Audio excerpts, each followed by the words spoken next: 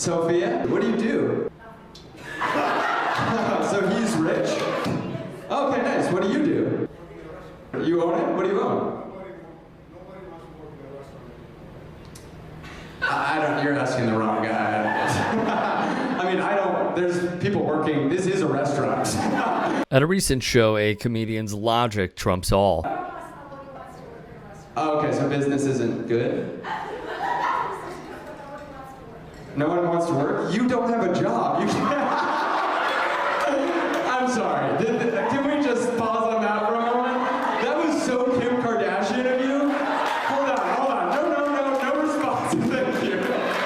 What do you do? Nothing. 3 minutes later, nobody works anymore. Absolutely wonderful. The comedian's name is Lucas Zelnick. Please give him a follow. It's good to see the front row's been re-fortified with smug-looking, douchey white guys again. No, I know, I'm talking to you. That's what. I'm looking at you because I'm addressing you. I'm not. This is how confident a white guy is. He's looking at me, but he can't be insulting me. There's no way. I am not a smug-looking, douchey white guy. No, it's just I'm one of you, but you know. But I'm not. I went with my passion. You know, you went with private equity. But okay, I'm just saying. Is that what you do? Yeah. Okay. What do you do? And he is very, very good. Now let's get back to this no one wants to work BS and dispel it, because it is flat out annoying. For starters, surveys consistently show that people are looking for more flexibility and choice about where they work, not less.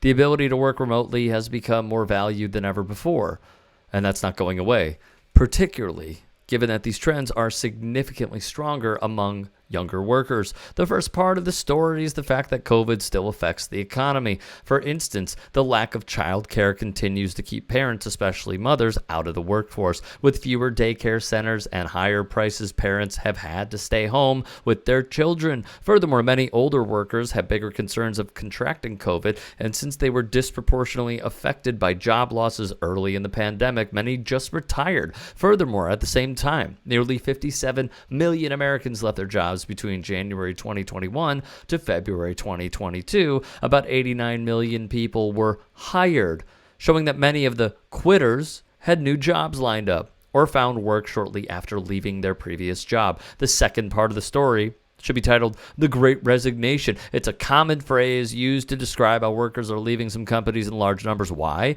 Many workers have had enough. Why stay in a toxic environment, especially if one's quality of life is not improving? It was less a great resignation, by the way, and more a great negotiation, as millions of employees quit their old jobs for better ones that improve their quality of life by offering better pay and benefits like paid leave or more work-life balance, like the flexibility to work remotely. People aren't resigning to sit on the sidelines. Corporate economist Robert Frick at Navy Federal Credit Union in Northern Virginia told MarketWatch they are resigning to take a different job. Furthermore, workers have more options. Various sectors are expanding and hiring with higher salaries. In some cases, a worker is potentially getting 10 to 15% more for the same job. Meanwhile, if they stay at their companies, they may get a 2 to 3% raise per year, which does not even cover inflation. Enrique Lopez Lyra, director of the low-wage work program at UC Berkeley, noted that after controlling for profit growth and the aging of the workforce, about 2 million workers were missing in the June 2022 jobs report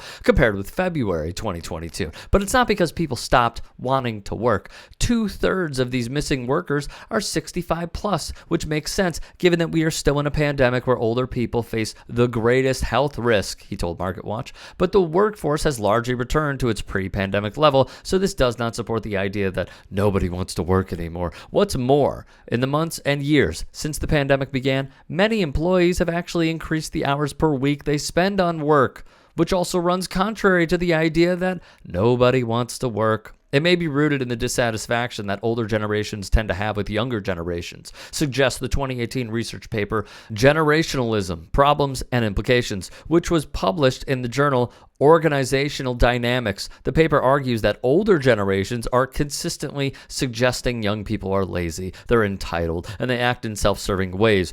Court Rudolph, the paper's author and a psychologist at SLU, told Vox at the height of the 2019 "Okay, boomer" phrase.